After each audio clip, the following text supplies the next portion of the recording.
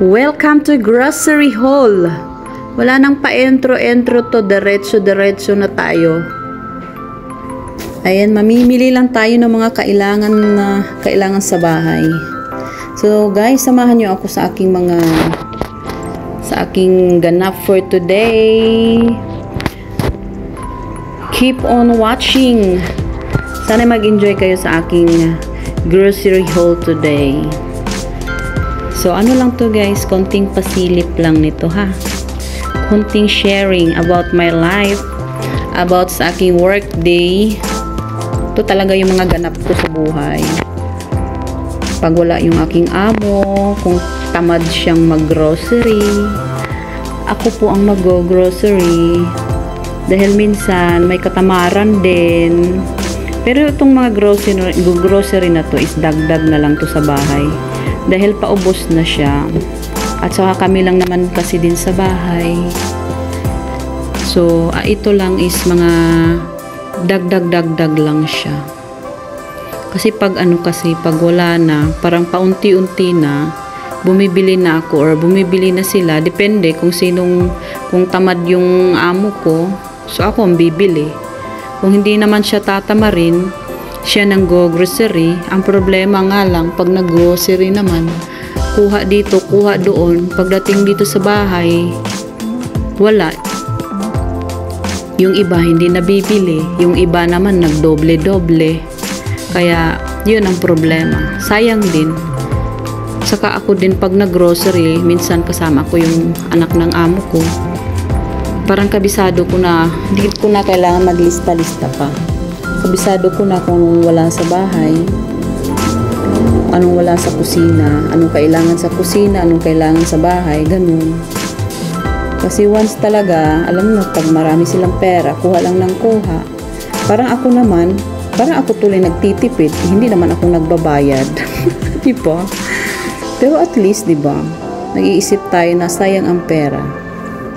Kahit hindi ating pera, sayang pa din. Diba? So, yung mga kinukuha ko lang is mga ano lang yan. Kailanganin ko sa kusina. Bumili ako ng bolo wrapper dahil may naisip na naman akong recipe. Yung mga ano lang, dagdag lang konti. Para in case na maubos, meron tayong reserva, diba? Ganun lang talaga. Kami sa bahay, hindi naman masyado kaming palakain. Ano lang siya, in case lang siya kung may mga biglang bisita. Ganun lang. So, dahil kami lang naman sa bahay, mga bata, so yan lang mga kailangan natin. Dahil pag umaga, lang naman sila, tinapay.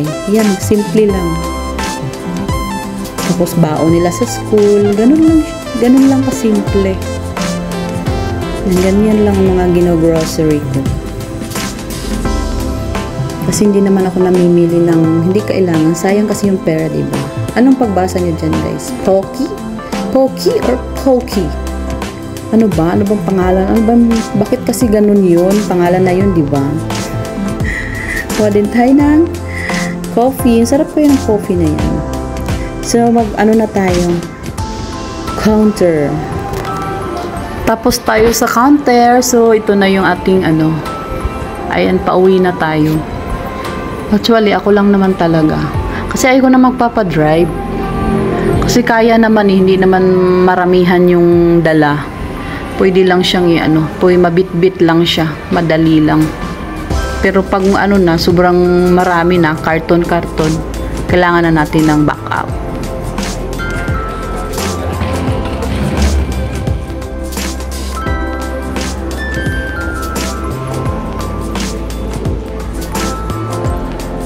Guys, nakauwi na tayo ng bahay. Prutas. Kabili pa ako ng prutas. Mangga. May apple tayo. Orange.